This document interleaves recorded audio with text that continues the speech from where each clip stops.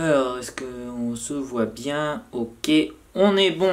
Yorobun, Annyeong, j'espère que vous allez bien, j'espère que vous avez apprécié ma première vidéo. On est parti pour cette fois-ci la première vidéo qui va concerner bien évidemment la question YouTube. Vous avez été beaucoup à poser des questions pour une première vidéo. Merci à tous, merci surtout à la KFM Family. Je sais que c'est un peu grâce à vous qu'il y a eu beaucoup de commentaires. Et pour la première question, j'ai choisi un commentaire de Lardus qui nous dit Yosebulel, trop marrant ta vidéo dès le réveil, impec pour se lever. Alors déjà la vidéo d'hier je l'ai postée voilà un peu à la va comme je te pousse hein.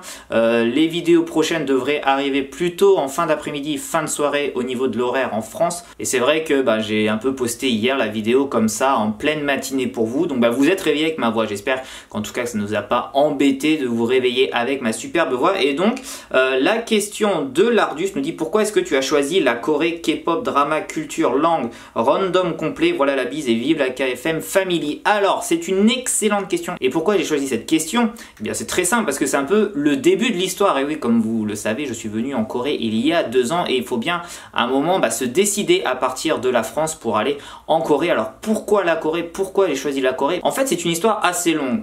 Il y a 10 ans environ, alors que j'étais même plus, je dirais 12 ans, alors que j'étais un superbe adolescent musclé, beau comme un chevalier qui jouait sur sa GameCube à Super Smash Bros Melee pour ceux qui connaissent. Mon frère lui était parti à l'étranger, notamment travailler au Laos. Il travaillait au Laos pendant une année et lors de son retour du Laos, eh bien il n'a pas seulement rencontré sa future compagne, sa future femme, il a aussi ramené dans ses valises quelque chose que je ne connaissais pas, que j'ai découvert en montant les escaliers chez moi. Comme ça, je voulais aller dans ma chambre et tout d'un coup j'ai entendu de la musique, quelque chose que je connaissais absolument pas, quelque chose qui pour moi était complètement, on va dire, comme un ovni. Voilà, un ovni arrivé dans ma maison. Et bien je suis allé voir, c'était mon frère qui écoutait de la K-pop en fait. Toute première musique que j'écoutais de ce genre, je me dis c'est bizarre, il faut que j'aille voir. Donc je suis allé demander à mon frère qu'est-ce que c'est, ça a l'air cool, c'était entraînant comme musique. Et il m'a dit écoute, c'est de la K-pop, c'est de la musique coréenne. Et cette musique, eh bien c'était Wonder Girls, Tell Me, Tell Me, Tell Me, Tell Me. Ah, on la connaît tous cette chanson des Wonder Girls qui a environ 10 ans, plus de 10 ans peut-être, et on adore tous, enfin moi en tout cas j'adore cette musique parce que c'est la toute première musique K-pop que j'ai entendue il y a des années et des années, et j'ai commencé à m'intéresser un peu à cette musique, à essayer de chercher d'autres musiques, de musique coréenne. Et c'est vrai que au bout d'un moment on commence à connaître d'autres groupes, Big Bang, Super Junior et autres. Bon, ça c'est des classiques des groupes d'il y a 10 ans, hein, Girls' Generation. Et c'est vrai que j'ai commencé à m'intéresser à cette culture, mais pas plus que ça. Voilà, c'était juste au niveau de la musique parce que je trouvais ça plutôt cool. Je trouvais ça vraiment entraînant. Puis quelques années plus tard, après avoir bien évidemment fait mes études, j'ai continué mes études en France. Et pour mon master, voilà, donc j'ai un master en école de commerce, pour ceux que ça intéresse peut-être. Eh bien, il fallait faire un séjour à l'étranger. Voilà, c'est quelque chose qui était obligatoire pour avoir notre diplôme, pour avoir notre master. Et il fallait absolument faire un voyage à l'étranger. J'étais déjà allé en Australie il y a quelques années pour aller rejoindre mon frère, enfin pour aller visiter mon frère en vacances. Et j'ai décidé de retourner en Australie une nouvelle fois. Donc j'ai vécu une année à Sydney pour voilà, connaître une nouvelle langue, pour apprendre mon anglais, pour améliorer mon anglais. Et parce que je devais absolument le faire pour valider mon diplôme. Et pendant ce voyage en Australie, eh bien j'ai rencontré beaucoup de Coréens à Sydney. Ville vraiment voilà, qui respire le sport, qui respire la nature, qui respire les plages, les barbecues. Enfin pour ceux qui connaissent Sydney, je vous conseille vraiment d'y retourner. Pour ceux qui ne connaissent pas, allez-y au moins une fois dans votre vie. C'est vraiment une ville magnifique, un pays magnifique. Et donc lorsque j'ai rencontré ces Coréens, je me suis tout de suite lié avec eux. Je les ai trouvés absolument marrants, je les ai trouvés vraiment super sympas avec moi. Ils essayaient vraiment de me faire découvrir plein de choses, et notamment la cuisine coréenne. Je suis allé pas mal dans des restaurants coréens directement en Australie avec ces Coréens. Et franchement j'ai kiffé, ces gens sont formidables, ils étaient vraiment cool. On a passé vraiment des bons délires ensemble, on a passé une nouvelle ensemble, on est allé jouer au casino ensemble, on est allé boire du soju ensemble. C'était la première fois que j'ai bu du soju de toute ma vie. On a dû boire, on était 3 personnes, on a dû boire environ 7 à 8 bouteilles de soju. Alors pour ceux qui connaissent le soju, c'est l'alcool de riz de base on va dire en Corée. C'est l'alcool que tout le monde boit lorsque vous avez l'âge de boire, parce qu'il y a un âge minimum bien sûr en Corée. Et j'ai commencé commencé à boire le soju, une bouteille, 2 bouteilles, avec un peu de nourriture coréenne. C'était une soupe, je crois, aux fruits de mer, quelque chose comme ça, assez épicé. Et bien évidemment, ils m'ont fait découvrir la culture, c'est-à-dire quand tu manges ou quand on te sert un verre, eh bien tu dois boire avec tout le monde. Donc on buvait, on mangeait, on buvait, on mangeait. Et ça allait bien en fait pendant le restaurant. Et en sortant du restaurant, en allant dans mon appartement, eh bien, je me suis vu dans la rue en train de parler japonais. Voilà, je ne savais pas, je ne connaissais pas un mot de japonais, enfin quelques mots par-ci par-là. Et mes amis m'ont dit le lendemain que je commençais à parler japonais dans la rue. Donc le soju égale Japon, bien évidemment, apparemment. C'était assez bizarre, mais quand je suis rentré chez moi, voilà, c'était la pire cuite de ma vie.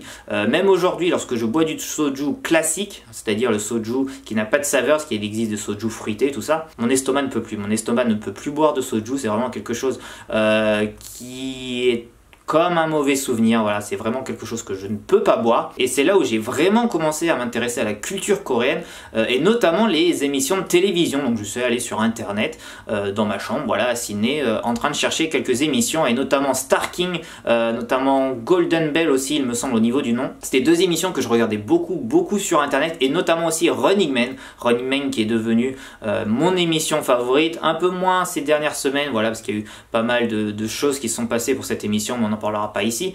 Mais c'est vrai que je commençais à regarder de plus en plus d'émissions et je trouvais les Coréens dans ces émissions formidables. Ils avaient exactement le même humour que moi, on rigolait des mêmes choses, je trouvais voilà, qu'ils étaient vraiment simples, qu'ils étaient prêts à sourire de tout. C'est l'image en tout cas que j'avais en Australie et c'est une image qui pour l'instant n'a pas beaucoup changé. Et donc lorsque je suis rentré en France, il a bien fallu terminer mon diplôme, il a bien fallu commencer à trouver un travail. On ne va pas aller en Corée sans argent, bien évidemment. Évidemment, je vous le déconseille. Si vous voulez vivre en Corée du Sud, absolument, il faut que vous ayez de l'argent de côté. Pas que ça soit hyper difficile de vivre ici, mais toujours avoir un matelas de sécurité. Si vous devez aller à l'hôpital, si vous devez payer des frais voilà, que vous n'aviez pas prévu, si voilà, vous vous cassez la jambe, n'importe quoi, il va falloir avancer des frais. Même si vous avez une assurance, il va falloir avancer des frais de votre poche. Qui peuvent vraiment monter très haut si vous avez besoin d'une chirurgie ou quoi que ce soit. Donc vraiment venez en Corée avec de l'argent. Donc je reviens au moment de l'histoire où je commençais à chercher du travail en France. J'étais à ce moment-là dans le domaine du poker. Donc le poker, si vous ne connaissez pas, c'est un jeu de cartes, voilà, où on mise de l'argent. Et j'étais un des journalistes pour un des sites internet, voilà, plutôt très connu. Et j'ai commencé à chercher du travail dans ce domaine. Et un des patrons m'a proposé de travailler à Paris dans un cercle de jeux.